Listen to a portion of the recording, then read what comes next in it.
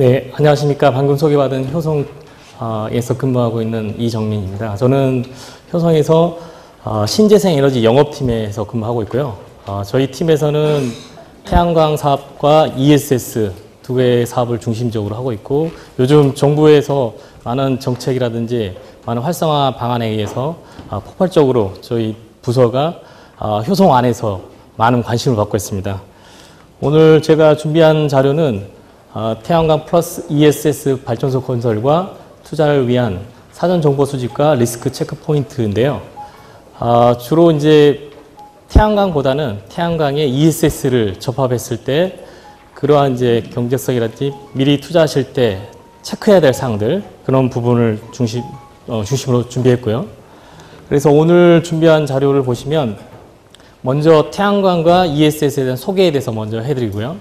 그리고 두 번째는 이러한 태양광 ESS에 투자할 때 체크해야 될 여러 가지 부분들, 그리고 구축할 때 고려할 사항들을 했고요. 마지막으로는 실제 적용했던 사례를 가지고 여러분께 소개를 하도록 하겠습니다. 네, 첫 번째 이제 태양광과 ESS의 소개인데요. 잘 아시는 것처럼 태양광은 이제 태양 에너지를 전기로 바꾸어서 발전을 하고 그 발전된 전기를 판매할 수 있는 시스템이 되겠습니다. 그래서 기존의 태양광은 너무 잘 아시는 구조처럼 태양광 모듈이 있고요. 그리고 그거를 변환한 PCS가 있고, 이 PCS는 직류를 이제 교류로 변환해서 한전에 보낼 수 있게끔 하는 거고요. 그리고 이제 태양광에서 모니터링 시스템이라 가지고 별도 제어 장치는 없습니다. 별도 제어 장치는 없고, 태양광 PCS가 태양광 모듈을 직접 제어하는 방식이 되겠습니다. 모니터링 시스템은 단순하게 모니터링만 하는 시스템이 되겠고요. 반면에 ESS는 태양광 비슷하게 직류는 비슷합니다. 직류는 비슷한데 저장할 수 있는 배터리, 요즘 흔히 얘기하는 리튬 2차 전지를 가지고 사용하는데요. 배터리의 직류를 PCS 통해서 교류로 변하는 것은 태양광과 마찬가지고요. 반대로 태양광에서 발전하는 발전 전기를 이 PCS를 통해서 배터리에 저장하는, 즉 양방향으로 충전과 방전을 해가지고 실제 어떤 수익을 낼 수 있는 구조라는 차이점에서 약간 차이가 있습니다. 그래서 여기 있는 이제 PCS라는 거는 실제로 저희 효성에서도 PCS를 제작하고 있지만 태양광용 PCS와 ESS용 PCS는 하드웨어적으로는 동일합니다. 거의 구조적으로 동일하고 차이점은 인증받는 거라든지 시험하는 거, 이런 부분이 좀 차이가 있을 뿐이고요.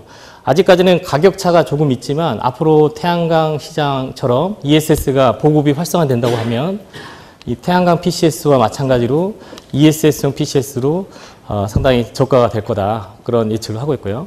그리고 ESS의 차이점 중에 하나는 PMS라는 게 있습니다. 파워 매니지먼트 시스템이라고 해서 ESS는 손실이 발생합니다. 손실이 발생하기 때문에 언제 충전하고 언제 방전할 것인지를 결정을 해줘야 되는 제어기가 필요합니다. 그게 이제 태양광 시스템하고의 큰 차이입니다. 태양광 시스템은 발전된 태양광 에너지를 최대로 발전할 수 있게끔 이 PCS가 제어를 해준다. 그리고 단순히 모니터링만 하는 시스템이 되겠지만 ESS는 충방전에 의한 손실이 발생하기 때문에 PMS라는 상위 제어기를 통해서 언제 충전하고 언제 방전할 것인지를 결정해 주는 게 필요하고요. 그리고 또 하나 필요한 게 이제 배터리에 BMS라는 게 있습니다. 배터리 매니지먼트 시스템이라고 해서 배터리가 태양광처럼 수명이 있습니다. 태양광은 보통 20년 수명을 얘기하고 있지만 배터리는 보통 제조사에서 15년 정도 수명을 보증하고 있는데, 그 15년이라는 수명을 보증하기 위해서는 여기 있는 BMS라는 배터리 매니지먼트 시스템이 잘 관리를 해줬을 때, 또 기타 주변 여건이 만족이 되었을 때 15년이라는 보증이 가능하게 됩니다.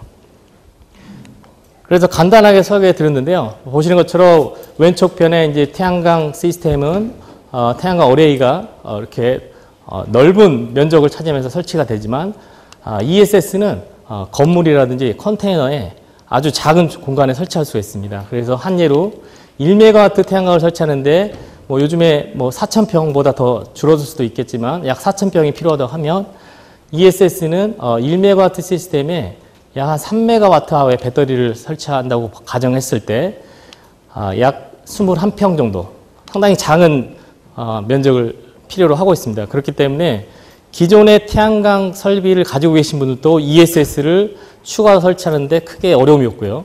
또는 신규로 태양광과 ESS를 설치할 경우에도 설치 면적에 대해서는 크게 어려움이 없다.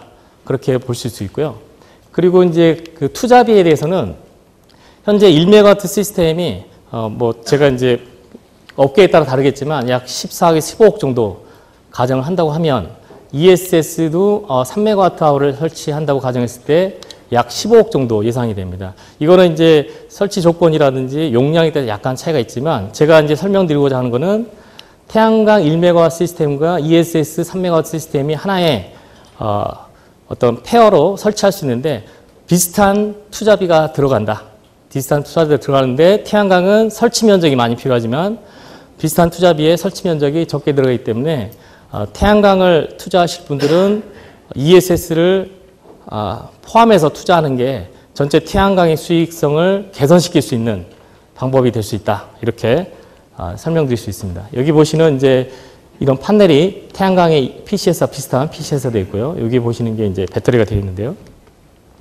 그래서 태양광과 ESS를 설치하게 되면 이러한 구성으로 설치가 될 수가 있겠습니다. 보시는 것처럼 기존의 태양광의 어레이와 PCS가 있다고 하면 거기에 한전 또는 전력거래소에 연계되는 연계 포인트에 ESS를 설치를 해서 각각의 태양광의 계량기와 ESS 계량기를 분리를 해서요. 각각 수익성을 각각 계량할 수 있게끔 구성이 되고요. 보시는 것처럼 PMS와 그다음 PCS 변압기 그리고 배터리가 구성되고 이러한 부분들은 하나의 건축물로 구성을 할 수 있는데요. 보통 컨테이너나 건축물로 할 수 있지만 장기적인 관점에서 배터리는 건축물에 설치하는 것을 저희가 권장을 하고 있습니다. 뒤에서 다시 한번 설명드리겠습니다. 그리고 이제 태양광과 ESS를 투자를 하시려면 앞서 첫 시간에서도 RPS 제도에 대해서 배우시겠지만 결국에는 RPS 제도에 근거해서 태양광과 ESS를 투자하게 됩니다. RPS는 실제로 이제 여기 보시는 것처럼 신재생 에너지를 공급하고자 하는 의무 발전사가 여기 보시는 22개 회사가 있습니다. 22개 회사가 2012년도부터 2023년까지 전체 발전한 양의 10%까지 공급하는 게 되겠는데요. 최근에 이제 에너지 공단이라든지 산업부라든지 신재생 에너지, 즉 태양광과 풍력의 에너지를 더 보급하기 위해서 정책을 많이 바꾸는 걸로 알고 있습니다. 그렇다 보니까 앞으로 이 RPS를 달성을 하려면 실제 태양광과 풍력의 어떤 시장이 더 커질 거라고 예상이 되고 있고요. 그리고 이제 실제로 이제 RPS 제도에서 공급 인증서라고 하죠. REC라는 이 신재생 에너지 공급 인증서에 대한 가중치가 보시는 것처럼 태양광과 기타 신재생 에너지로 구분을 할 수가 있습니다. 태양광은 보시는 것처럼 1메가와트/아워의 발전량을 태양광 발전을 하면요. REC는 1REC가 발급이 됩니다. 그런데 그 1REC의 각각의 가중치에 따라서 0.7이 할당될 수도 있고 아니면 1.5나 기타 가중치에서 REC가 할당이 되고 있습니다. 그리고 기타 태양광이 아닌 풍력이라든지 폐기물, 바이오매스 이런 기타 부분에 대해서도 REC가 할당되어 있는데요. 특히 이제 태양광에 ESS를 설치하게 되면 현재 16년부터 17년, 올해 18년 6월 30일까지는 REC를 5.0까지 가중치를 주고 있습니다. 그래서 태양광과 ESS를 접합을 해서요. 1메가와트/아워를 배터리에 충전했다가 방전을 하게 되면 REC가 5REC가 발급이 되는 거죠. 5REC가. 그래서 그러한 REC 정책에 의해서 실제로 ESS를 투자하게 되면 보통 투자비 대비 이제 IRR이라든지 회수 기간을 저희가 견적서를 분석을 하고 있습니다. 그래서 지금 정부에서 나온 태양광과 ESS를 연계를 했을 때 가중치를 주는 메커니즘에 대해서 설명드리면 현재 태양광 발전량이 보시는 것처럼 이런 모습을 가지고 발전을 하고 있습니다. 하고 있을 때 연중 1월 1일부터 12월 31일까지 10시부터 16시까지 총 6시간입니다. 6시간 동안에 충전을 하고요. 그리고 기타 시간 18시간 동안에 방전을 하게 되면 1메가와트아워를 충전하고 1메가와트아워를 방전했을 때 가중치가 5.0이 부여가 되겠고요.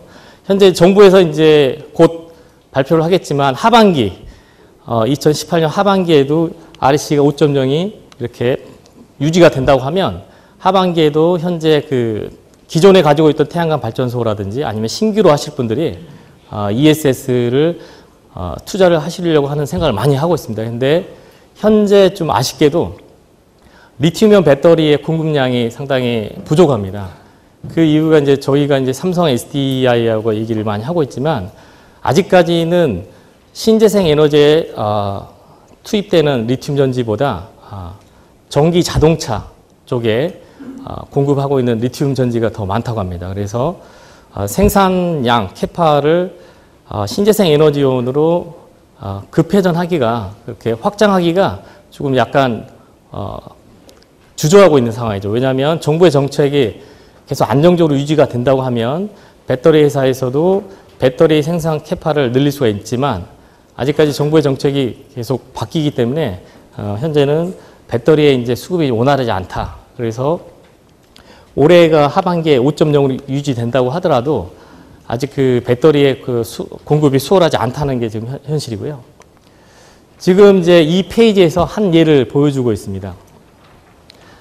예를 들어서 10시부터 16시까지의 이제 예를 들어서요. 태양광 발전량이 하루에 100메가와트/아워의 발전량을 한다는 가정하에서 ESS가 없고 태양광만 있다.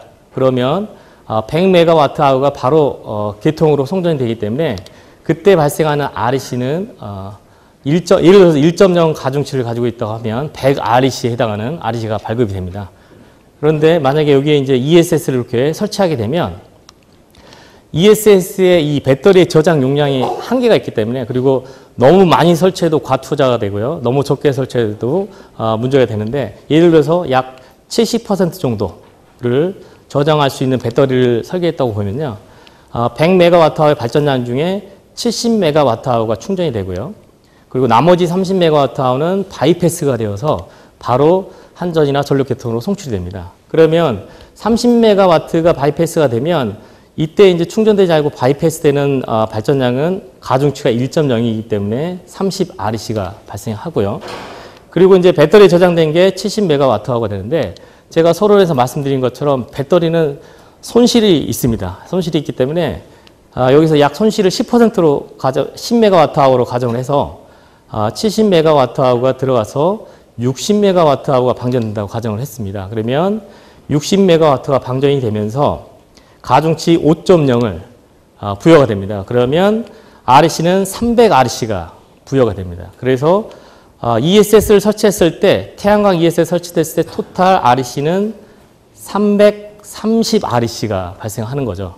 그러면 기존에 ESS를 설치하지 않는 사업자는 100REC를 얻게 되는데 ESS를 설치하게 되면 330REC니까 230REC가 추가로 얻게 됩니다. 그래서 ESS로 얻게 되는 수익률은 230REC를 가지고 저희가 이제 경제성 분석이라든지 투자 분석을 하게 됩니다.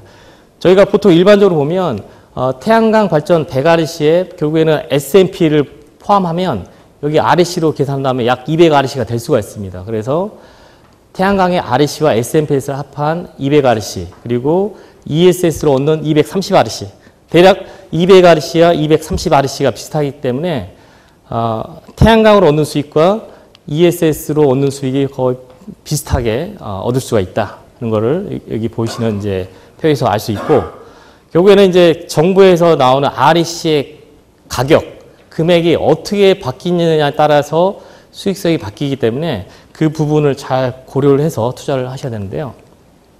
그 부분에서 이제 이 장표에서 정부에서는 이제 에너지공단에서 1년에 2번 정도 태양광 또는 태양광 플러스 REC에 대한 고정가격 계약 경제 입찰을 이렇게 발표를 하고 있습니다. 벌써 올해도 상반기는 벌써 발표를 한 걸로 알고 있고요. 이제 하반기에 또 발표를 할 예정인데요. 그래서 신규로 태양광을 하실 분과 또는 기존의 태양광을 가지고 계시는 사업자분께서는 기존의 태양광과 ESS를 포함한 고정 가격 계약에 대한 입찰을 참여하시면 되는데요. 그래서 이제 그 연간 입찰 물량이 250메가와트로 되어 있고요. 100메가와트가 소규모 사업자를 100kW 미만의 소규모 사업자를 위해서 150메가와트를 우선 할당하는 걸로 되어 있습니다. 그리고 SM 플러스 REC의 상한 가격을 육지와 제주도를 보시는 것처럼 구분을 하여서 구분을 하고 있고요. 그리고 REC에 대한 가중치가 나눠져 있기 때문에 두 가지 방식, SMP 플러스 REC에 대한 가중치를 합한 고정 가격 또는 SMP 플러스 REC 가격으로 두 가지를 입찰을 하고 있습니다. 한 예를 보시겠습니다. 우선 그 SM 플러스 REC SMP와 REC 가격의 가중치를 고려한 전체 금액을 고려한 입찰 방식은 입찰 방식이 고정되어 있기 때문에 SMP라든지 REC가 변경이 되더라도 수익에는 영향이 없습니다. 영향이 없는 게 첫 번째 방식이 되어 있고요. 두 번째 방식은 SMP 플러스 REC를 변동에 의해서 수익이 바뀌게끔 구성을 했습니다. 그래서 오른쪽에 있는 부분은 SMP가 상승 시에는 수익이 하락하는 구조고요. SMP가 하락 시에만 수익이 상승하는 구조입니다. 그래서 이런 부분을 잘 구분을 하셔서 첫 번째 안과 두 번째 안을 이제 선정을 하시면 되는데요. 한 예를 들어서 SMP와 REC의 고정 가격을 18만 원에 계약을 했다고 가정을 했습니다. 18만 원을 가정했고요. 첫 번째 SMP와 REC의 가중치를 고정 가격으로 했을 때는 가중치가 1.2로 가중치를 가정을 하고요. SMP가 10만 원에 REC가 8만 원에서 전체 고정가격 19만 6천 원으로 고정이 됐습니다. 그리고 왼쪽은 SMP 플러스 REC의 판매 가격을 19만 6천 원으로 고정을 한 거고요. 오른쪽은 SMP와 REC가 변동 가격으로 계약을 한 겁니다. 변동 가격을 계약을 했을 때 첫 달에 SMP가 8만 원이고 두 번째 달에 9만 원이었을 때 비교를 해보면 왼쪽 첫 번째 안 같은 경우는 보시는 계산식에 의해서 여기 보시는 10메가와트아워를 발전을 했을 때 SMP가 80만 원이 되고요. REC는 10메가와트아워니까 1.2 가중치에서 12REC가 발생합니다. 12REC에서 19만 6천 원으로 계약을 했기 때문에 8만 원에 대한 SMP를 빼게 되면 116만 원이 되고요. 이게 SMP와 REC의 고정 가격인 196만 원의 수익이 발생합니다. 그런데 오른쪽 같은 경우는 10메가와트아워에 발전을 했을 때 SMP가 8만 원이라고 했으니까요. SMP는 80만 원 또 동일하고요. REC 같은 경우는 18만 원에서 8만 원을 뺀 REC의 가격이 10만 원이 되겠습니다. 10만 원에 12REC를 하면 120만 원 수익이 발생하고요. 그때 이제 수익은 200만 원으로 이란보다는 수익이 더 많아진 것처럼 보입니다. 그런데 그 이유는 SMP를 여기 처음에 계약을 할 때 10만 원으로 가정을 했거든요. 그러니까 10만 원으로 가정했기 때문에 SMP가 이제 그 10만 원일 때는 200만 원으로 수익이 높습니다. 높은데 SMP가 이제 8만 원에서 9만 원으로 상승을 했다. 상승을 하면 오른쪽 같은 경우는 196만 원으로 전체 수익이 변함이 없는데요. SMP가 8만 원에서 9만 원으로 상승하는 했을 때 수익이 200만 원에서 198만 원으로 줄었어요. 줄었고 한 단계 더 거쳐서 S&P가 10만 원이 되고 여기도 10만 원이 되면 이때는 1안도 196만 원, 2안도 196만 원. 그래서 동일하게 되고요. S&P가 만약에 10만 원이 상회하는 11만 원이 됐다. 그러면 이쪽은 196만 원으로 고정이 되어 있지만 오른쪽은 이제 196만 원 더 떨어지는 경우가 되겠죠. 결국에는 이제 1안과 2안을 비교했을 때 S&P에 대해서 REC의 가격이 변동하기 때문에 S&P가 낮을 때는 2안이 이렇게 수익이 고수익이 되지만 S&P가 올라가게 되면 이란이 수익이 고수익이 됩니다. 이런 부분은 결국에는 태양광 ESS 사업이 결국에는 태양광 20년 사업 그리고 ESS는 15년 사업, 장기 사업이기 때문에 장기적으로 S&P와 REC가 어떻게 변동하느냐에 따라서 수익이 바뀔 수 있다. 이렇게 볼 수가 있습니다. 그래서 이런 부분들을 잘 고려를 해서 선정을 하면 좋을 것 같습니다. 그래서 태양광과 ESS에 대한 소개를 했고요. 저희 회사에 대해서 잠깐 간략하게 소개해드리면 저희 효성은 이제 효성 중공업으로 기존에 이제 중전기, 변압기라든지 차단기를 판매하는 회사에서 현재는 이러한 그린 에너지 중심의 ESS라든지 태양광 그리고 전력 IT 중심의 신사업 분야로 전이를 하고 변화를 두고 있고요. 현재 저희 효성은 크게 공장이 2개가 있습니다. 그래서 세종 공장과 그리고 창원 공장이 있는데요.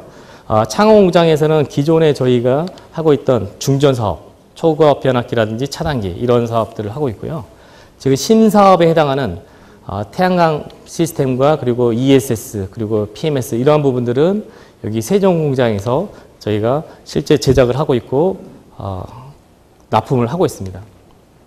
저희 효성의 이제 강점이라고 할 수 있는 부분에 대해서 간략히 소개시켜드리면 저희가 중전기 분야, 즉 차단기와 변압기 이런 분야에 고신뢰도 높은 제품을 납품하다 보니까요. 신재생 사업도 역시 마찬가지도 20년 가까이 중장기적으로 이제 사업을 영위하다 보니까 저희가 그러한 관점에서 신뢰성 있는 제품을 납품을 하고 있고 그리고 기존의 계통에 대해서 저희가 차단기나 변압기를 통해서 잘 알고 있기 때문에 기존의 그 계통에 대해서 설계 역량이라든지 엔진 역량이 뛰어나고 그리고 중장기적으로 봤을 때 유지 보수라든지 이런 부분들을 고려를 해서 선정하시는 게 좋을 것 같습니다. 그리고 저희 이제 효성에서 이제 태양광 사업과 ESS 사업을 하고 있는데요. 저희는 이제 삼성 SDI의 리튬이온 배터리를 가지고 지금 현재 사업을 하고 있고요. 그리고 PCS와 PMS는 직접 저희가 제작하고 있는 제품을 통해서 공급을 하고 있고 잘 아시는 이제 변압기 부분도 저희가 직접 창원에서 제작하고 있는 제품을 공급을 하고 있습니다. 그리고 또한 저희가 이제 중장기적으로 이제 유지 보수를 잘 대응을 하기 위해서 태양광용 또는 ESS를 설치한 고객분들이 웹이라든지 모바일을 통해서 볼 수 있게끔 IT 시스템을 저희가 데이터베이스를 정리해서 공급을 하고 있고요. 그리고 기타 이제 보시는 것처럼 문제가 발생했을 때 24시간 이내에 조치를 해서 수익 사업자, 발전 사업자의 수익이 떨어지지 않도록 침해가 되지 않도록 저희가 이 사업을 진행을 하고 있습니다. 그래서 지금 저희가 이제 지금까지 태양광 플러스 ESS 또는 풍력 또는 기타 공장용 ESS 여러 가지 ESS 사업을 해왔는데요. 지금 이제 이 주황색으로 보이시는 솔라 인테그레이티드 되어 보이는 부분이 태양광용 ESS를 설치했던 실적입니다. 이게 현재 작년과 올 초까지의 실적인데요. 대규모 태양광 같은 경우에 32MWh급의 이제 삼척포 태양광이 되어 있고요. 그리고 기타 이제 해남에 30MWh급 그리고 여기 영흥 태양광에도 대규모 태양광들을 설치했고요. 기타 이 조그만 점들은 1MW급 소규모 태양광 사업자분들께도 ESS를 다양하게 공급해서 현재 상업 운전을 하고 있습니다. 예, 그래서 이제 태양광과 ESS에 간략한 소개를 해드렸고요. 지금부터는 이제 투자 및 구축을 했을 때 고려 사항에 대해서 간략하게 소개를 해드리겠습니다. 앞서 소개시켜드린 것처럼 태양광과 ESS는 똑같은 DC, 직류를 받아들이는 입장에서 아주 비슷한 특성을 가지고 있는데 여기 보시는 것처럼 태양광 모듈은 정기적인 회로가 보시면 이거를 이제 전류원이라고 합니다. 전류원의 특징을 가지고 있고요. 배터리는 이게 이제 전압원의 특징을 가지고 있습니다. 그래서 하나는 전류원이고 하나는 전압원이다. 이게 이제 어떤 특징을 갖냐면요. 전류원은 있지 않습니까? 이게 이제 ISC라는 게 단락 전류예요. 그리고 VOC가 오픈 서킷 볼테이지인데 혹시나 태양광 모듈을 잘못 접속을 해가지고 플러스 마이너스 바뀐다든지 이 양쪽 단자를 쇼트, 단락을 시킨다든지 하더라도 이게 전류원이기 때문에 큰 전류가 흐르지 않아요. 큰 전류가 흐르지 않는다는 얘기는 태양광 모듈이 손상이라든지 파손이 되지 않는다는 얘기죠. 장시간 쇼트를 시켜놓으면 문제가 되겠죠. 그렇지만 반면에 리튬이온 전지 특징은 전화번이고요. 여기에 저항이라든지 이런 카파시터 성분이 있지만 이 내부 저항은 손실을 줄이기 위해서 아주 작게 만든다. 손실을 줄이기 위해서. 그래서 거의 손실이 없다, 저항이 작다고 보시면 되고, 양단을 쇼트를 하게 되면 엄청난 큰 전류가 흐르게 되죠. 우리 자동차 배터리 한번 쇼트를 잘못해보면 스파크라든지 불꽃이 번쩍 나오잖아요. 그것처럼 배터리는 상당히 큰 전류가 흐르기 때문에 시공상에 태양광 모듈처럼 시공의 경험이 없는 분들이 잘못 시공해서 배터리를 플러스 마이너스 결선을 잘못한다든지 단락을 시키면 큰 사고가 날 수 있다. 그런 것들을 유념하시면 좋을 것 같습니다. 그것 때문에 제가 이제 이 장표를 하나 올렸고요. 그리고 이제 그 태양광과 마찬가지도 리튬 배터리도 셀 단위 그리고 모듈 단위, 렉 단위. 태양광도 마찬가지예요. 셀, 모듈, 어떤 스트링으로 구성된 것처럼 배터리로 구성되어 있는데요. 여기서 이제 배터리는 이제 전기 자동차에 사용하는 배터리가 동일한 배터리를 사용하고 있습니다. 동일한 배터리를 사용하고 있고요. 여기 이제 배터리 용량을 나타내는 94Ah라는 게 있는데요. 이게 이제 용량을 뜻하고요. 그리고 NCM이라는 거는 리튬에 니켈, 코발트, 망간이라는 이제 성분이 포함되어 있다는 걸 볼 수가 있고요.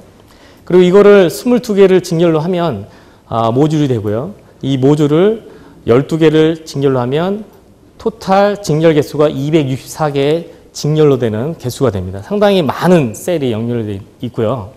그리고 이제 또 하나 배터리에서 중요한 것 중에 하나가 커런트 레이, C 레이트입니다. C 레이트. 그래서 0.5 C 레이트로 되어 있는데 태양광용은 한전의 FR용하고 다르게 에너지 타입의 배터리를 사용해야 되고요. 에너지 타입은 C 레이트이 0.5 C 레이트로 작습니다. 그 얘기는 94Ah라는 배터리를 1시간 동안 94A를 사용할 수 있는 게 아니고 47A를 2시간 동안에 사용할 수 있다.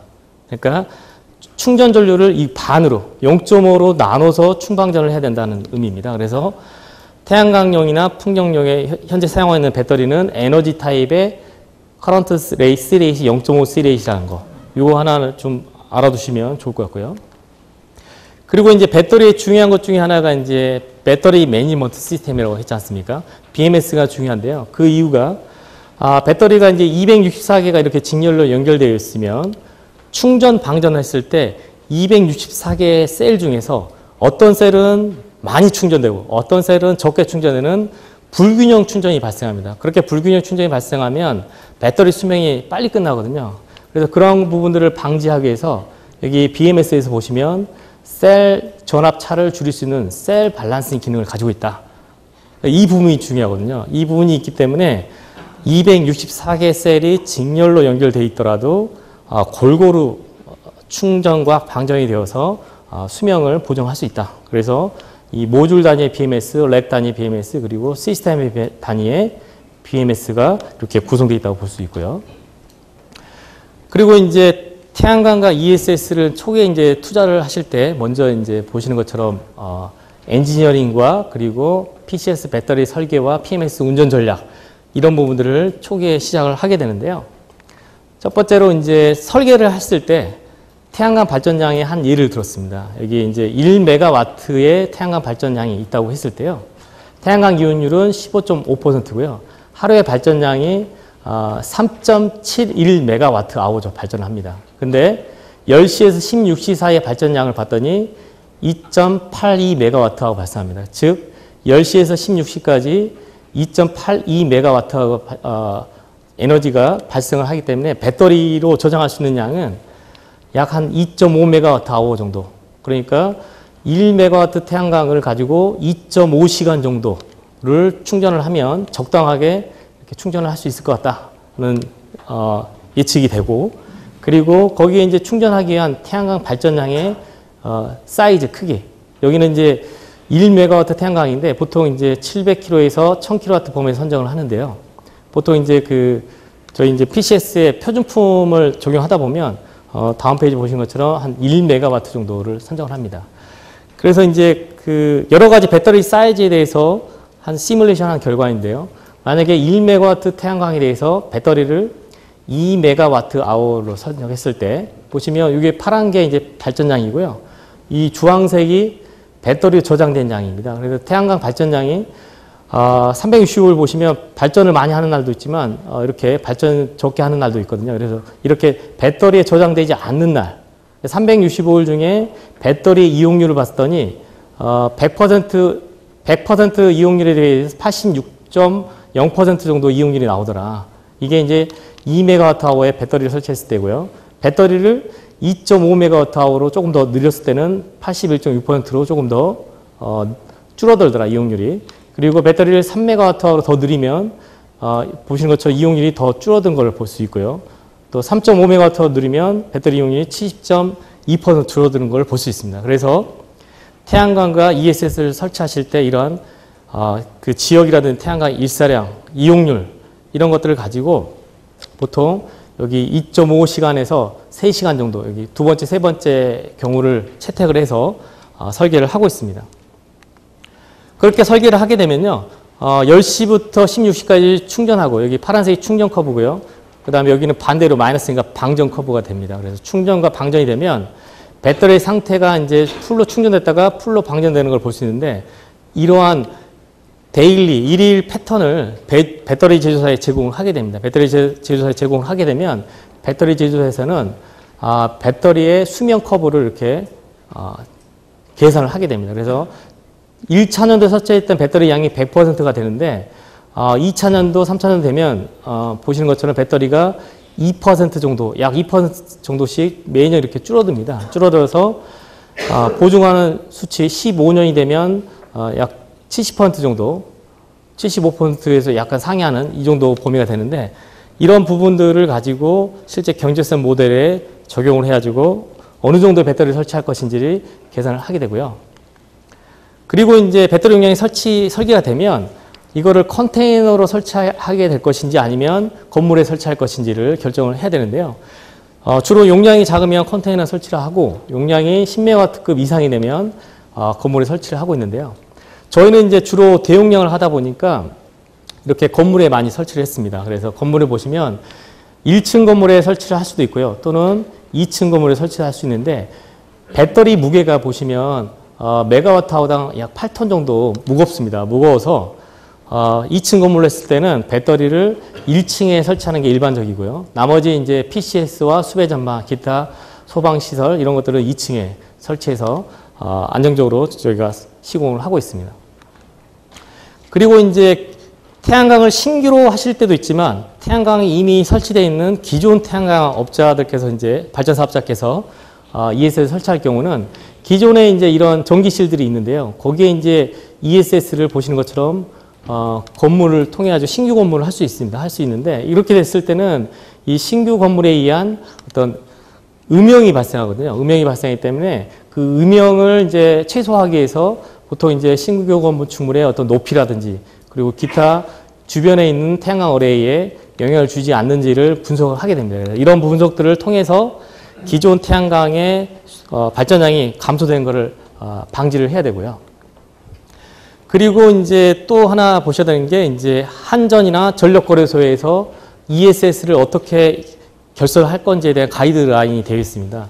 만약에 이제 154kV에 연결하는 태양광 발전 사업자 같은 경우는 대부분 이제 수십 메가와트급 이상의 태양광 발전 사업이 되겠죠. 그분들께서는 154 라인에 MOF와 계량기를 설치를 하고요. 이게 이제 태양광용이라고 하면 ESS용은 154에 연결하면 개통 연결비용이 너무 많이 들어가거든요. 그래서 한전이나 전력거래소에서 여기 투투라인 22,900V 라인에 연결할 수 있게끔 가이드라인이 되어 있습니다. 그래서 22,900V 라인에 MOF와 계량기를 설치해서 이렇게 설치를 하고요. 또는 22,900V에 연결한 주로 이제 사업자분께서 22,900V 라인이 되겠는데요. 그때는 여기 MOF가 22,900이 있는데 여기 점선에 있는 것처럼 22,900이 할 수도 있고요. 또는 저압 여기 380V나 440V 라인에 저압에 연결할 수도 있습니다. 할 수 있고 이렇게 이거는 이제 공사비에 따라서 할 수 있는데 여기서 이제 제가 하나 팁을 하나 드리고 싶은 거는 뭐냐면 여기 태양광을 설치하고자 했을 때 태양광에 여기 로드라고 되어 있습니다. 로드. 태양광에 부하가 있고 ESS 설치에서도 부하가 있습니다. 근데 보통 이 부하를 여기다 설치하지 마시고요. 요 태양광 쪽. 그러니까 ESS에서도 이제 부하가 필요한데, 왜냐하면 에어컨 전기라든지 여러 가지 이제 손해 전력이 필요한데, 이 전기를 이쪽 태양광 쪽에 연결하시는 게 수익적으로는 좋다. 왜냐하면 여기에 그 로드가 연결돼 있으면 여기 이제 계량기를 통해서 충전 방전을 계속 메터링 하게 되거든요. 근데 여기에 로드가 있다 보면요. 로드가 있다 보면 이 충전 시간이 아닌데도 로드를 통해서 충전을 하는 것처럼 보여요. 충전 시간이 아닌데도. 우리 10시부터 16시까지만 충전하도록 되어 있는데, 여기다가 로드를 연결을 하게 되면 10시부터 16시가 아닌 시간도 충전이 되니까 그때 이제 그 페널티를 받게 돼 있거든요. 그래서 저희가 이제 그런 부분에 대해서 이제 상당히 시행착오를 했었는데, 이 부분을 태양광 쪽에 신규로 하시면 되는데, 그렇다면 신규로 태양광을 하실 때도 기존의 신규 태양광의 로드가 얼마 안 들어가잖아요. 손해 전력이. 근데 ESS를 고려하실 분들은 이쪽에 손해 변압기를 조금 더 용량을 높여가지고 ESS를 설치하실 때 이제 그 대책을 마련하시는 게 좋을 것 같다. 그 얘기를 하고요. 그 다음에 저압용일 때도 마찬가지로 이제 이 저압용이 하는데, 여기에 이제 또 하나 그 말씀드리고 싶은 게, 현재 한전에서 역전력 계정기를 꼭 설치하도록 되어 있습니다. 그래서 이게 두 번째 나온 것처럼 한전으로부터 충전하는 일이 없어야 된다. 왜냐하면 태양광 발전량은 발전해서 한전으로 밀어내는 전기가 주가 되어 있죠. 근데 ESS가 동작을 잘못해가지고요. 태양광이 발전하지 않는데 한전 전기 이렇게 끌어다가 충전하는 경우가 발생하거든요. 종종 발생합니다. 종종 발생해서 전기요금 폭탄을 받는 경우가 있었어요. 그래서 그런 부분을 미리 사전에 차피하기 위해서 여기 보시는 한전으로부터 수전하는 전기가 충전되지 없도록 차단장치, 역전력 계정기를 필수적으로 설치해야 된다. 그래서 손해 전력과 역전력 계정기 부분을 검토하시면 좋을 것 같습니다. 그리고 이제 태양광도 인허가가 필요하지만 ESS도 약간의 인허가가 필요합니다. 만약에 건축물로 하게 되면 건축에 대한 인허가가 필요한데요. 이거는 지자체라든지 거기 건축가에 통해서 간단하게 인허가를 할 수 있으니까 태양광처럼 민호는 발생하지 않는다. 그렇게 보시면 되고, 그 다음에 전기공사 인허가에 대해서는 이제 전기설비 공사계획 신고 이런 부분을 해야 되는데, 이거는 이제 지자체나 산업통상자원부에 해야 되는데 용량에 따라서 이렇게 구분이 되어 있고요. 그 다음에 전기 사용 신청에 대해서도 관련 이제 한전 본부에 신청을 하게 됩니다. 그리고 송전선로 이용 변경 신청도 뭐 필요하지만 이 부분은 태양광은 거의 필요 없고요. 풍력 같은 경우는 이 부분이 필요합니다. 그리고 전기 안전진단과 사용점검사는 저희가 전기를 투입하기 전에 전기 안전공사를 통해서 하는 거고요. 그리고 소방에 대한 감리라든지 인허가도 건물의 면적이 뭐 300제곱미터 이상이 되면 뭐 의무적으로 소방에 대한 인허가를 받아야 되고요. 통신에 대한 부분도 지자체를 통해서 할 수 있고요. 그리고 마지막에 이제 전력거래소나 에너지관리공단에 ESS 등록 신청이라든지 계량기 봉인 신청, 설비 확인 신청, 사업 개시 신고 이런 부분들을 통해서 실제 태양광 플러스 ESS 사업에 대해서 미리 사전 준비를 고려하시면 좋을 것 같습니다. 여기 슬라이드는 실제로 이제 기존의 태양광 사업자들 중에서 1메가와트 이하를 사용하신 분들께서는 한전하고 지금 연계를 하고 있는데, 그 부분에 대해서는 전력거래소로 PPA 계약을 변경을 해야 됩니다. PPA 계약을. 그래서 PPA 변경을 해야 되는데, PPA 계약을 변경을 했을 때 이제 전력거래소에 여기 보시는 이파워마켓이라든지 홈페이지를 들어가셔서 신청을 하게 되는데요. 보통 20메가와트 이하 사업자는 이제 연회비라든지 등록비가 면제되니까 뭐 크게 어려움은 없는 것처럼 보이고요. 기존의 태양광 한전과 계약했던 거와 전력거래소와 계약했던 시점을 잘 고려를 하셔서 진행하시면 될 것 같습니다. 그 다음에 또 이 슬라이드에서 제가 하나 뭐 말씀드리고 싶은 거는 건물 면적이 500제곱미터. 그러니까 지금 소규모 사업자는 아니고요. 500제곱미터면 수십 메가와트 아워의 배터리를 설치하는 사업자께서는 에너지 전략 계획서를, 건축물에 대한 에너지 전략 계획서를 또 받아야 됩니다. 이 부분이 또 인허가 받을 때 좀 시간이 걸린다고 하더라고요. 그래서 냉방기라든지 손해 전력에 대해서 고율 제품을 사용했다는 것을 등록을 해서 이 부분도 이제 받아야 되니까 체크를 하시면 좋을 것 같습니다.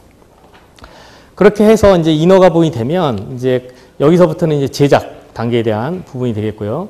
각 기기에 대한 뭐 PCS라든지 배터리 제작 부분이 약 2.5개월 정도 걸린다고 하고요. 그리고 설치하고 FAT하고 이런 부분들이 이제 약 한 4개월까지 걸리면 보통 한 4개월 정도면 시공이 끝나는 걸로 저희가 이제 예측을 하고 있습니다. 그래서 저희 이제 세종 공장에서 이제 미리 이제 공장 검수 시험을 할 수 있게끔 되어 있는데요. PCS에 대한 설비라든지 배터리에 대한 설비 이런 부분을 통해서 공장 검수를 하는 걸 볼 수가 있고요. 그래서 실제 이제 저희가 이제 PCS라든지 배터리는 미리 인정 시험을 통해 가지고 공의 시험 정서를 통해서 성적서를 다 받은 상태이고 그 부분들을 공장 검수를 통해서 다시 한번 체크하는 확인하는 시험이 되겠고요. 그리고 현장에 설치한 이후에는 보시는 바와 같이 이제 안전 시험이라든지 성능 시험과 같은 이제 현장 검수 시험을 통해서 최종 고객분들 납품을 하고 있고, 그리고 이제 구축하는 이제 단계는 뭐 건축물에 대한 구축 단계, 그리고 전기 시설에 대한 구축 단계, 그리고 뭐 전기 공사에 대한 구축 단계, 이런 단계를 통해 가지고 앞서 설명드렸던 구축 단계를 확인할 수가 있습니다. 그래서 이제 태양광과 ESS를 시공을 하시거나 투자를 하실 때 고려해야 될 사항을 말씀드렸고요.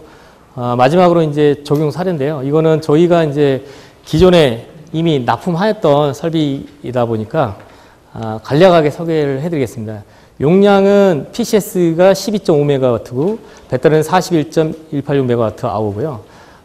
주기약정 옴니 시스템인데 저희 효성과 삼성에서 이제 설치를 해서 작년에 이제 완공이 됐습니다. 그래서 총 4개의 태양광에 대해서 설치를 해서 각각 태양광에 대해서 앞서 그 엔지니어링 단계에서 연간 발전량과 그리고 매월 전체 평균 발전량을 예측을 해가지고 분석을 해가지고 배터리 용량에 대해서 이렇게 보시면 2단지, 4단지, 5단지에 대해서 태양광 발전 용량과 ESS 용량을 이렇게 설계를 해서 설치를 했고요.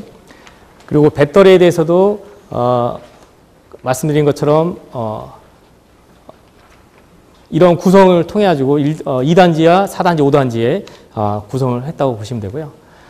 PCS는 이제 저희 회사 제작하고 있는 제품이 되겠고, 실제 이제 구축되어 있는 사진인데요. 4, 5단지의 건물로 구축이 되어 있는데, 이 보시는 것처럼 이제 이게 배터리가 되겠고, 이게 PCS 수배 전반. 그 특징적인 거는 PCS에 보시면 이제 그 후드 덕트가 있어서 PCS도 열이 많이 발생하거든요. 그 열이 많이 발생하는 부분을 덕트를 통해서 외부로 열을 배기하고 있다. 그래서 손해 전력을 최소화시켰다. 그걸 말씀드리고 싶고, 2단지 역시 마찬가지로 이런 식으로 구성을 했습니다.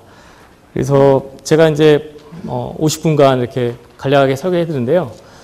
결론적으로 말씀드리면 이제 태양광도 현재 많이 보급이 되어 있고 많이 기술 수준이 되어 있지 않습니까? 되어 있는 것처럼 현재 ESS도 보시면 많은 기업들이 참여를 해가지고 많은 기업들이 이 사업에 참여를 하고 있는 것처럼 기술의 평준화가 많이 이루어졌습니다. 그래서 기술의 장벽이 없고 많이 투자하시는데 어려움이 없을 거라는 생각이 들고요.